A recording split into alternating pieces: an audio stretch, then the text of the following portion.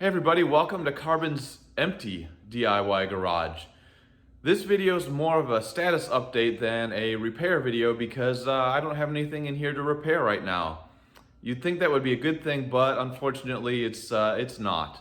That 2010 Chevy Cobalt that I've been working on with crazy gauge issues and airbag lights and things like that on top of just regular maintenance, well, it's not with me anymore, and the reason for that is that it was involved in a head-on collision on Interstate 45 just before Christmas in 2021.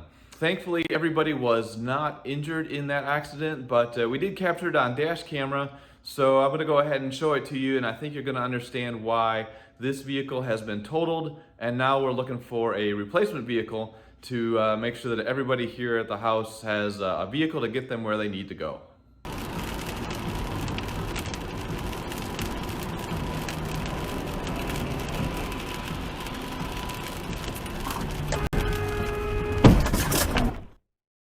Yeah, so unfortunately the Cobalt is no longer a drivable vehicle.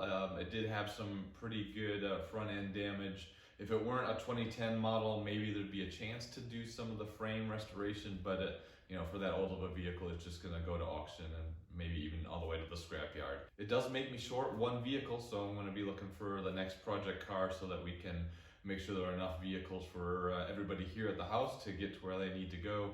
And as soon as I have one of those, I'll introduce it to you and it'll be a whole new project here in the garage. So if you want to see what happens, be sure to subscribe to the channel, hit that notification bell, and you'll be one of the first ones to know when I start posting videos for whatever that project car is going to turn out to be.